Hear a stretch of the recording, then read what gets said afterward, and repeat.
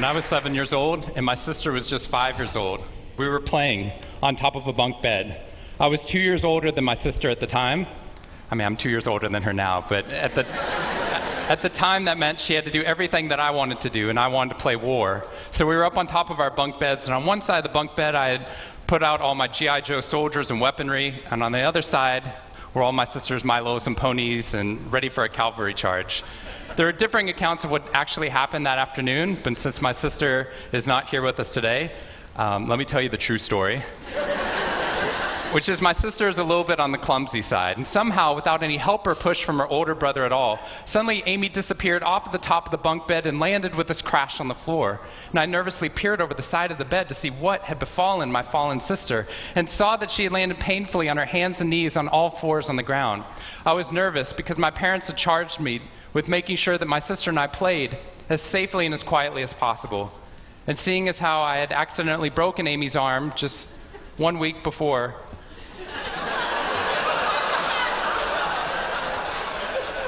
heroically pushing her out of the way of an oncoming imaginary sniper bullet, for which I have yet to be thanked. I was trying as hard as I could. She didn't even see it coming. I was trying as hard as I could to be on my best behavior, and I saw my sister's face this wail of pain and suffering and surprise, threatening to erupt from her mouth and threatening to wake my parents from the long winter's nap for which they had settled. So I did the only thing my little frantic 7-year-old brain could think to do to avert this tragedy. And if you have children, you've seen this hundreds of times before. I said, Amy, wait, don't cry, don't cry. Did you see how you landed? No human lands on all fours like that. Amy, I think this means you're a unicorn. Now that was cheating, because there's nothing in the world my sister would want more than not to be Amy the hurt 5-year-old little sister, but Amy the special unicorn. Of course, this was an option that was open to her brain at no point in the past, and you could see on my poor, manipulated sister's face conflict, as her little brain attempted to devote resources to feeling the pain and suffering surprise she just experienced, or contemplating her newfound identity as a unicorn. And the latter won out. Instead of crying, instead of ceasing our play, instead of waking my parents with all the negative consequences that would have ensued for me, instead, a smile spread across her face, and she scrambled right back up onto the bunk bed with all the grace of a baby unicorn. With one broken leg. What we stumbled across at this tender age of just 5 and 7, we had no idea at the time, was something that was going to be at the vanguard of a scientific revolution occurring 2 decades later in the way that we look at the human brain. What we had stumbled across is something called positive psychology, which is the reason that I'm here today and the reason that I wake up every morning. When I first started talking about this research outside of academia, out with companies and schools, the very first thing they said to never do is to start your talk with a graph. The very first thing I wanted to do is start my talk with a graph. This graph looks boring, but this graph is the reason that I get excited and wake up every morning. And this graph doesn't even mean anything. It's fake data. What we found is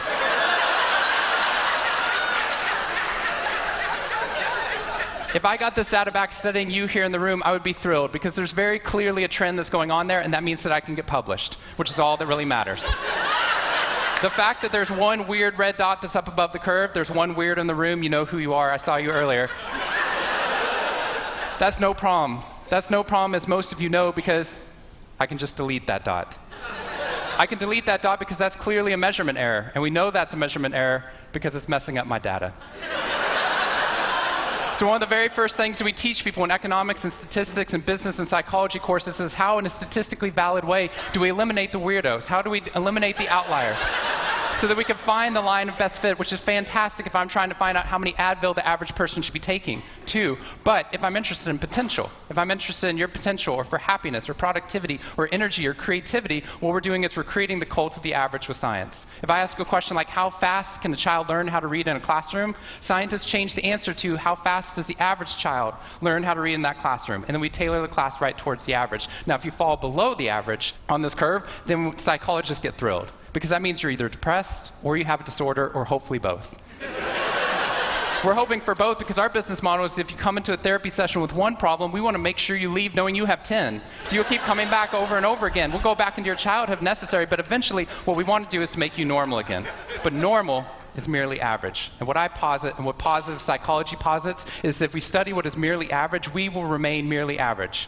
That instead of deleting those positive outliers, what I intentionally do is come into a population like this one and says, why?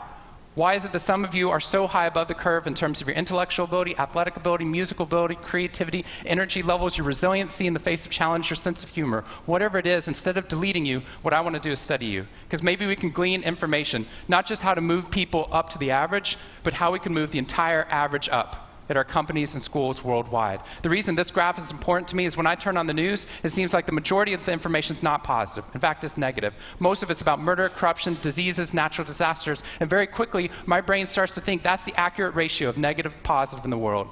What that's doing is creating something called the medical school syndrome, which if you know people who have been to medical school during the first year of medical training, as you read through a list of all the symptoms and diseases that could happen, suddenly you realize you have all of them.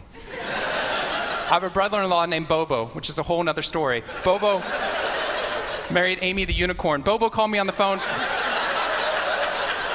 from Yale Medical School. And Bobo said, "Shawn, I have leprosy." Which even at Yale is extraordinarily rare. But I had no idea how to console poor Bobo because he had just gotten over an entire week of menopause. See, what we're finding is it's not necessarily the reality that shapes us, but the lens through which your brain views the world that shapes your reality. And if we can change the lens, not only can we change your happiness, we can change every single educational and business outcome at the same time. When I applied to Harvard, I applied on a dare. I didn't expect to get in, and my family had no money for college. When I got a military scholarship 2 weeks later that allowed me to go, suddenly something that wasn't even a possibility became a reality. When I went there, I assumed everyone else would see it as a privilege as well, that they'd be excited to be there. Even if you're in a classroom full of people smarter than you, you'd be happy just to be in that classroom, which is what I felt. But what I found there is while some people experienced that, when I graduated after my 4 years and then spent the next 8 years living in the dorms with the students, Harvard asked me to. Wasn't that guy. But what happened,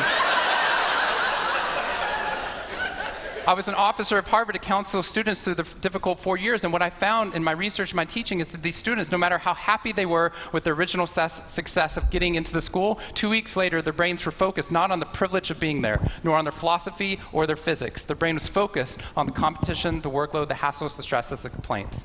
When I first went in there, I walked into the freshman dining hall, which is where my friends from Waco, Texas, which is where I grew up, I know some of you have heard of it. When they come to visit me, they look around, they say, "This freshman dining hall looks like something out of Hogwarts from the movie Harry Potter," which it does. This is Hogwarts from the movie Harry Potter, and that's Harvard. And when they see this, they say, "Shawn, why do you waste your time studying happiness at Harvard? Seriously, what does a Harvard student possibly have to be unhappy about?" Embedded within that question is the key to understanding the science of happiness. Because what that question assumes is that our external world is predictive of our happiness levels. When in reality, if I know everything about your external world, I can only predict 10% of your long-term happiness. 90% of your long-term happiness is predicted not by the external world, but by the way your brain processes the world. And if we change it, if we change our formula for happiness and success, what we can do is change the way that we can then affect reality. What we found is that only 25% of job successes are predicted by IQ. 75% of job successes are predicted by your optimism levels, your social support, and your ability to see stress as a challenge instead of as a threat. I talked to a boarding school up in New England, probably the most prestigious boarding school, and they said, "We already know that." So every year, instead of just teaching our students, we also have a wellness week, and we're so excited. Monday night, we have the world's leading expert coming in to speak about adolescent depression. Tuesday night is school violence and bullying. Wednesday night's eating disorders. Thursday night is illicit drug use. And Friday night, we're trying to decide between risky sex or happiness. I said that's most people's Friday nights.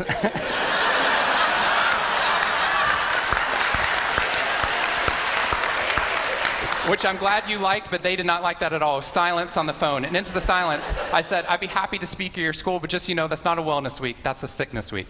What you've done is you've outlined all the negative things that can happen, but not talked about the positive. The absence of disease is not health. Here's how we get to health. We need to reverse the formula for happiness and success. In the past 3 years, I've traveled to 45 different countries, working with schools and companies in the midst of an economic downturn. And what I found is that most companies and schools follow a formula for success, which is this: if I work harder, I'll be more successful. And if I'm more successful, then I'll be happier. That undergirds most of our parenting styles, our managing styles, the way that we motivate our behavior. And the problem is, it's scientifically broken and backwards for 2 reasons. First, every time your brain has a success, you just change the goalpost of what success looked like.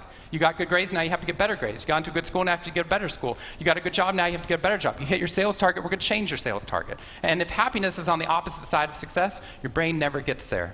What we've done is we've pushed happiness over the cognitive horizon as a society. And that's because we think we have to be successful, then we'll be happier. But the real problem is our brains work in the opposite order. If you can raise somebody's level of positivity in the present, then their brain experiences what we now call a happiness advantage, which is your brain at positive performs significantly better than it does at negative, neutral, or stressed. Your intelligence rises, your creativity rises, your energy levels rise. In fact, what we found is that every single business outcome improves. Your brain at positive is 31% more productive than your brain at negative, neutral, or stressed. You're 37% better at sales. Doctors are 19% faster, more accurate at coming up with the correct diagnosis when positive instead of negative, neutral, or stressed, which means we can reverse the formula. If we can find a way of becoming positive in the present, then our brains work even more successfully as we're able to work harder, faster, and more intelligently. What we need to be able to do is to reverse this formula so we can start to see what our brains are actually capable of. Because dopamine, which floods into your system when you're positive, has two functions. Not only does it make you happier, it turns on all the learning centers in your brain, allowing you to adapt to the world in a different way. We found that there are ways that you can train your brain to be able to become more positive. In just a 2-minute span of time, done for 21 days in a row, we can actually rewire your brain, allowing your brain to actually work more optimistically and more successfully. We've done these things in research now in every single company that I've worked with, getting them to write down 3 new things that they're grateful for 21 days in a row, 3 new things each day, and at the end of that, their brain starts to retain a pattern of scanning the world not for the negative, but for the positive first. Journaling about one positive experience you've had over the past 24 hours allows your brain to relive it. Exercise teaches your brain that your behavior matters. We find that meditation allows your brain to get over the cultural ADHD that we've been creating by trying to do multiple tasks at once, and allows our brains to focus on the task at hand. And finally, random acts of kindness or conscious acts of kindness. We get people, when they open up their inbox, to write one positive email praising or thanking somebody in their social support network. And by doing these activities, and by training your brain just like we train our bodies, what we found is we can reverse the formula for happiness and success, and in doing so, not only create ripples of positivity, but create a real revolution. Thank you very much.